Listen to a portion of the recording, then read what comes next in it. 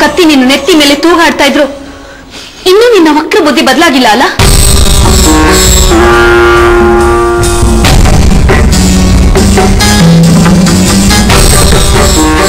ಒಂದು ಸಲ ನೀನ್ ನಡ್ಕೊಂಡ್ ಬಂದ ಹಾದಿನ ತಿರುಗ್ ನೋಡು. ಸುಮ್ನೆ ಹಾಗೆ ನೋಡ್ಬೇಡ. ಸಾವು ನಿನ್ನ ತಲೆ ಮೇಲೆ ಕೂತಿದೆ ಅನ್ನೋ ಸತ್ಯನ ಮನಸ್ಸಿನಲ್ಲಿ ಇಟ್ಕೊಂಡು ಆಮೇಲೆ ತಿರುಗ್ ನೋಡು. ಏನ್ ಸಿಕ್ಕಿದೆ ತಾರ ನಿನ್ಗೆ? ಹೇಳು, ಇಷ್ಟು ದಿನ ಏನ್ ಸಿಕ್ಕಿದೆ ನಿನಗೆ? ಕಳ್ಳ ಮದುವೆ, ಕಳ್ಳ ಸಂಸಾರ, ಮುಖ ಮುಚ್ಕೊಂಡು ಓಡಾಡೋಂತ ಬದುಕು ಅಲ್ಲ? ನಿನ್ಗೆ ಇನ್ನೊಂದು ಭಯಂಕರವಾದ ಸತ್ಯ ಹೇಳ. ನಾನು ಕಾವೇರಿ ಅಲ್ಲ, ಕಾದಂಬರಿ ಅನ್ನೋದು ನನಗೆ ಗೊತ್ತಾಗಿ ಹೋಗಿದೆ.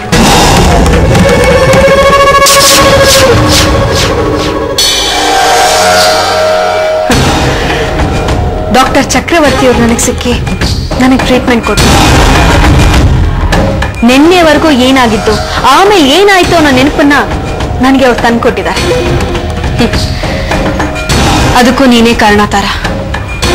ನಿನ್ಗೆ ಈ ಮಾರಣಾಂತಿಕ ಕಾಯಿಲೆ ಬರ್ಲಿಲ್ಲ ಅಂದಿದ್ರೆ ನಾನು ಹಾಗೆ ಉಳ್ಕೊಂಡ್ಬಿಡ್ತಿದ್ದೆ. ನಾನೇ ನನ್ನ ಗಂಡನ್ಗೆ ಇರೋ ಸತ್ಯನೆಲ್ಲ ಹೇಳಿ ಟ್ರೀಟ್ಮೆಂಟ್ ಕಳ್ಸಿರೋದು. ನಾನು ನಮ್ಮ ಮನೆ ಕೂಡ ಹೋಗಿ ಬಂದಿದ್ದೀನಿ.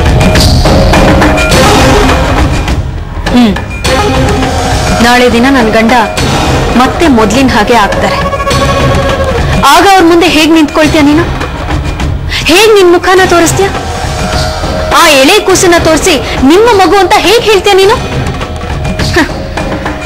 ಅದಕ್ಕೇನೇ ಸಾಕ್ಷಿಗಳಿರ್ಬೋದು, ಆದ್ರೆ ಅದು ಅವ್ರಾಗಿಲ್ದೇ ಇದ್ದಾಗ ನಡೆದಂತ ಮದ್ವೆ, ಹುಟ್ಟದಂತ ಕೂಸು. ಒಂದಾದ್ರೂ ಒಳ್ಳೆ ಕೆಲಸನ ಮಾಡಿದ್ಯಾ ನೀನು? ಇಷ್ಟು ದಿವಸ ಮೊದಲು ಸುಡುಗಾಡನ್ನ ಸೃಷ್ಟಿ ಮಾಡಿ ಅದ್ರ ಮೇಲೆ ಸಂಸಾರ ಕಟ್ಟೋದಕ್ಕೆ ನೋಡ್ತಾ ಇದ್ದೆ. ನಿನ್ನ ಪ್ರತಿಯೊಂದು ಮೋಸಕ್ಕೂ ಅದು ನನ್ನ ಪ್ರೀತಿಗೋಸ್ಕರ ಅನ್ನೋ ಅಸಹ್ಯದ ಅಡ್ಡ ಹೆಸರನ್ನ ಕೊಡ್ತಿದ್ದೆ. ಅದು ಪ್ರೀತಿ ಅಲ್ಲ ತಾರ, ಅದು ಪ್ರೀತಿ ಅಲ್ಲ. ಈಗ ವಿಕೃತ ಸಾವು ನಿನ್ನ ಸೆರಗಿನ ತುದಿಲಿ ಕೂತಿದೆ ಅಂತ ಗೊತ್ತಾದ್ಮೇಲೂ ಅದನ್ನೇ ಮಾಡೋದಕ್ಕೆ ಹೊರಟಿದ್ಯಲ್ಲ ನೀನು. ಯೋಚನೆ ಮಾಡುತ್ತಾರ. ಬದುಕಿದ್ದು ಸಾಯೋದು ಜೀವನ ಅಲ್ಲ, ಸತ್ತು ಬದುಕಬೇಕು. ರಾಕ್ಷಸರು ಕಣ್ಣಿಗೆ ತುಂಬಾ ದೊಡ್ಡದಾಗಿ ಕಾಣಿಸ್ತಾರೆ, ಹಾಗೆ ಅವ್ರ ಸಾವು ಕೂಡ ತುಂಬಾ ದಾರುಣವಾಗಿ ಆಗತ್ತೆ. ಆಂಟಿ, ಇನ್ನು ನಿಮ್ ವಿಷಯ. ಮೊದಲು ಇವಳ ತಾಯಿ ಬದುಕಿದ್ದಾಗ ಇವಳು ಬಿತ್ತೋ ಅಂತ ವಿಷದ ಬೀಜಕ್ಕೆ ನೀರೆರಿತಾ ಇದ್ರು. ನೀವು ಅದಕ್ಕೆ ಪಾತಿ ಕಟ್ಟಿದ್ರಿ. ಏನ್ ಸಿಕ್ತು ಆಂಟಿ ನಿಮ್ಗೆ? ಹೇಳಿ, ಏನ್ ಸಿಕ್ತು ಅಂತ? ಗಂಡು ಏನೇ ಪಾತಕಿತನ ಮಾಡಿದ್ರು ಪಾಪಿ ಚಾಂಡಾಲ ಅಂತ ಬೈದು ಸುಮ್ಮನಾಗ್ಬಿಡ್ತಾರೆ. ಅದೇ ಒಂದು ಹೆಣ್ಣು ಪಾತಕಿತನ ಮಾಡಿದ್ರೆ, ಅಯ್ಯೋ ಒಂದು ಹೆಣ್ಣಾಗಿ ಇಂಥ ಕೆಲ್ಸನೆಲ್ಲ ಮಾಡ್ಬಿಟ್ಲಲ್ಲ, ಅವಳು ಹೆಣ್ಣೆ ಅಲ್ಲ ಅಂತ ಹೇಳ್ತಾರೆ. ಯಾಕೆ ಗೊತ್ತಾ? ಹೆಣ್ಣು ಅಂದ್ರೆ ತಾಯಿ, ತಾಯಿ ಅಂದ್ರೆ ಭೂಮಿ. ಭೂಮಿ ತಾಯಿ ಎಲ್ರು ಭಾರನೂ ಹೊರ್ತಾಳೆ, ತನ್ನ ಭಾರನ ಬೇರೆಯವ್ರ ಮೇಲೆ ಹಾಕಲ್ಲ. ನಾನ್ ಯಾರು ಅಂತ ನನಗೆ ಗೊತ್ತಾದ್ಮೇಲೂ ನಾನು ಇಲ್ಲಿಗೆ ಯಾಕೆ ಬಂದಿದ್ದೀನಿ ಗೊತ್ತಾ? ನಿನ್ಗೆ 2 ಮಕ್ಳಿವೆ ತಾರ. ಯಾವುದೇ ಕಾರಣಕ್ಕೂ ನಿನ್ನ ಕಾಯಿಲೆ ವಿಷಯನ ನಿನಗೆ ಹೇಳ್ಬಾರ್ದು. ನೀನು ಬದುಕಿರೋಷ್ಟು ದಿನ ನಿನ್ನ ತುಂಬಾ ಚೆನ್ನಾಗಿ ನೋಡ್ಕೋಬೇಕು ಅಂತ ನಾನು ಅನ್ಕೊಂಡಿದ್ದೆ. ನಾನು ಯಾರು ಅನ್ನೋದು ನನಗೆ ಗೊತ್ತಾದಾಗ ನನಗೆ ಮೊದಲ ನೆನಪಾಗಿದ್ದು ನನ್ನ ಗಂಡ, ನನ್ನ ಮಕ್ಕಳು. ಓಡ್ ಹೋದೆ ನನ್ನ ಮನೆಗೆ. ನನ್ನ ಮಕ್ಕಳು ಮನೆ ನನ್ನಿರ್ಲಿಲ್ಲ. ನಾನು ಮನಸ್ಸು ಮಾಡಿದ್ರೆ ಅಲ್ಲೇ ಉಳ್ಕೋಬೋದಾಗಿತ್ತು. ಆದ್ರೆ ನಾನು ಹಾಗೆ ಮಾಡ್ಲಿಲ್ಲ. ಯಾಕೆ ಗೊತ್ತಾ? ನಾನು ಒಂದ್ ಹೆಣ್ಣು. ನಿನ್ನ ಮಕ್ಕಳನ್ನ ಕಾಯುವಂತ ಕರ್ತವ್ಯ ನನ್ನ ಮೇಲಿತ್ತು. ನಿನ್ನ ಮಗು ನನ್ನನ್ನ ದೊಡ್ಡಮ್ಮ ಅಂತ ಕರೆದಾಗ್ಲಿಲ್ಲ, ಅವನು ನನ್ನನ್ನ ಅಮ್ಮ ಅಂತಾನೆ ಕರೀತಿದ್ದಾನೇನೋ ಅಂತ ಅನ್ನಿಸ್ತಾ ಇತ್ತು. ನೀನ್ ಸಾಯೋ ವಿಷಯ ನಿನಗೆ ಗೊತ್ತಾದ್ಮೇಲಾದ್ರೂ ಪಶ್ಚಾತ್ತಾಪ ಪಟ್ಟು ನಿನ್ ತಪ್ಪನ್ನೆಲ್ಲ ಒಪ್ಕೊಳ್ತೇನೋ ಅನ್ನೋ ಭಾವನೆ ನನಗಿತ್ತು.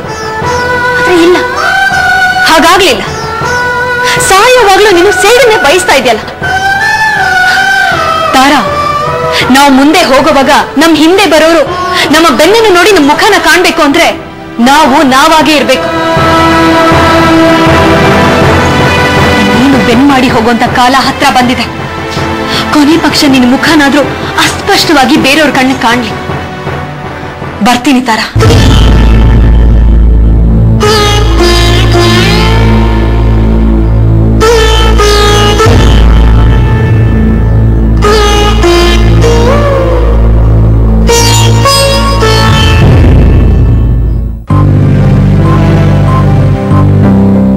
ಅಲ್ಲ ಕಣ್ಲ, ಅವಳು ಬರಕ್ಕಿಲ್ಲ ಅಂತ ಹೇಳೋಕೆ ನೀನ್ ಇಷ್ಟು ದಿನ ಅವ್ರ ಮನೆಯಾಗೆ ಇರ್ಬೇಕಿತ್ತ? ನಾನ್ ಸಾಕಷ್ಟು ಹೇಳ್ದೆ ಅಮ್ಮ, ಅವ್ರಪ್ಪ ನನ್ ಮಾತೇ ಕೇಳಲಿಲ್ಲ.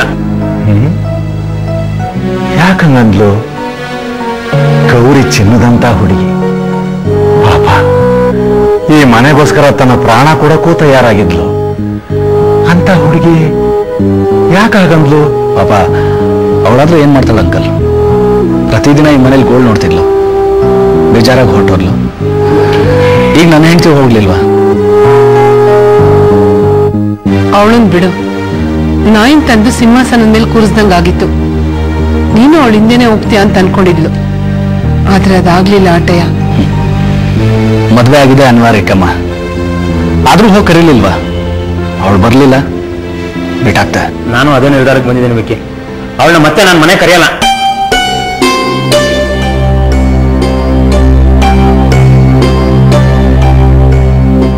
ಯಾಕೆ ಬಂದಿದ್ಯಾ? ಹೋಗಿ ಮನೆಯಿಂದ ಆಚೆ. ನಿನ್ಗೆ ಹೇಳ್ತಾ ಇರೋದು, ಹೋಗು. ಸುಮ್ಕೆ ಇಲ್ಲ, ಅವಳು ಹಾಗೆ ಮನೆಗೆ ಬಂದವಳೆ. ಅವಳ ಮನೇಲಿ ನಾಯಿ ತರ ಕಾಯ್ಕೊಂಡಿದೆ, ಅದಕ್ಕೇನ್ ಬೆಲೆ ಬರುವ ಅಮ್ಮ? ಇವಳನ್ನ ನಾನೇ ಕರ್ಕೊಂಡ್ ಬಂದಿದ್ದು.